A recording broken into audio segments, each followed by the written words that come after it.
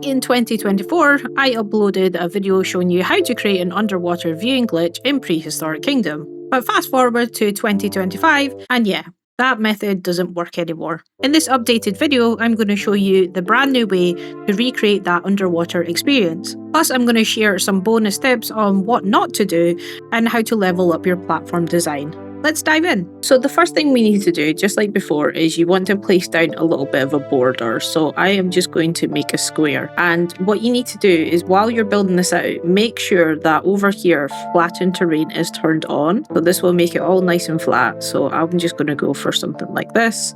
So once you've got that in place, you want to go down into your terraforming here, and then you want to adjust your depth of your water. So just move your slider up to 6.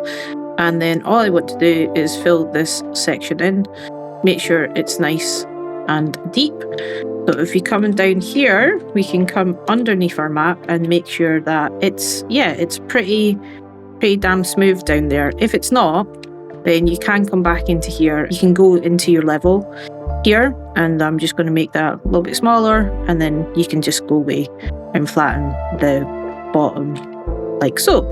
Now you don't actually need this. This is now can be removed. That is just basically there for a guide. And then what you want to do is you need to go and get your kiosk. So you can find it in modular here and then a kiosk. So for this bit here to be the viewing platform, I need to go away and build loads of these. So I'm just going to run that up the side here. And you can see here that when I'm putting these down, sometimes you'll see that the terrain gets manipulated slightly. And that's because we've got the flatten terrain button turned on. And you'll also notice that I'm building like way past where the water is. And that's just because we need a little bit of depth to it to make this work. So we've got our kiosks. They're looking great. And select it and then press V, and now this will be our advanced move, and we can move this in where we like. But as I said before, if you move this closer to the water, it's going to flatten it, as you can see here. And what we want to do is we want to make sure that this goes down into our water. Now this is really up to you how deep that you want it. If you go down to the ground, then you're going to have a 6 meter pool. If you have it like up a little bit, then that terrain is going to essentially bring that level up. So for example, if you go right down to the bottom there and then we just place that down, you can see that that is now starting to break away. Then we just want to press V, and we're just going to advance move it into place, and again V, advance move it into place, and we're basically just doing that until we get this bit at the bottom. Now you can go back in here and move this so this bit at the bottom is completely flat. What you will notice, however, is this bit at the back is also being manipulated as well. Now say if you didn't have the overlap at the back, you might be thinking, okay, well maybe I could cut off here and just make this bit the viewing platform bit. It doesn't actually work like that for some bizarre reason, and I'll show you exactly why it doesn't work like that. So there we go. I'm just like kind of manipulating that ever so slightly until you get like quite a good chunk away from there. Now you can see that this is starting to pull away at the sides there, and if that's something that you want, then just keep on putting your kiosk down. If you do make a mistake and you think, oh no, I don't actually like that bit, you can just press Ctrl Z and it will just like put the terrain back in for you. Now, to make your viewing platform, you want to make sure that when you go into your modular pieces here, that this bit here, flatten terrain, is now turned off. Because if you have it turned on, what's going to happen is it's just going to kind of mess that up for you.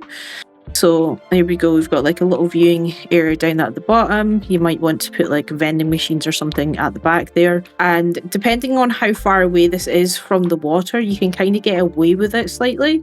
If you go away and, get your terrain tool here, and then you say that you want to, flatten that part at the back. Just be very careful when doing this because it can mess up the front there. But you can see here it's already messed that up, but just press Ctrl Z and it does absolutely nothing. So that's something to be very mindful of. But we can get our kiosk here and hopefully we can go back and manipulate it.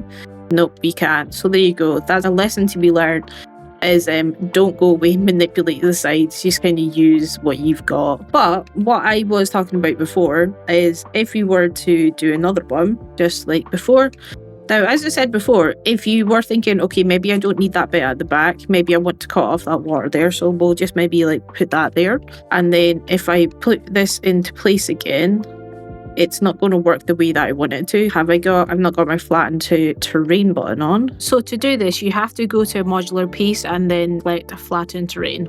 And now you select all that. There you go. It is working like a dream. Okay, down into the water. Let's go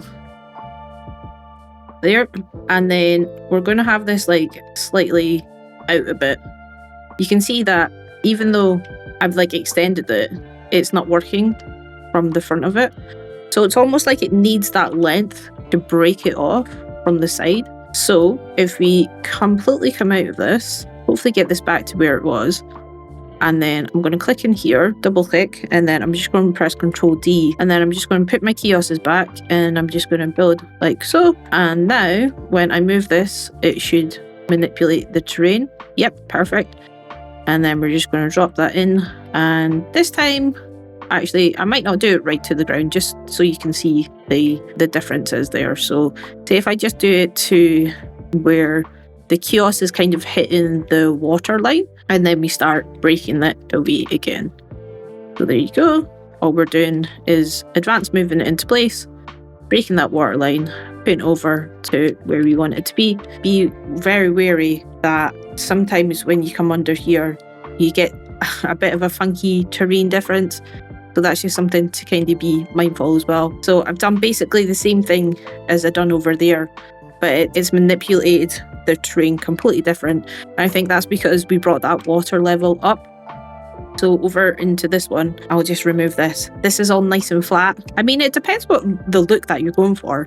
If you wanted something that is like a little bit more depth, you know, you could have this like more of a beach kind of shoreline, and then it goes into, you know, a deeper bit, depending on the animal that you want to pop down there. When you want to go away and design this, we will be very careful not to mess it up this time. Here, Flatten Terrain, turn that off.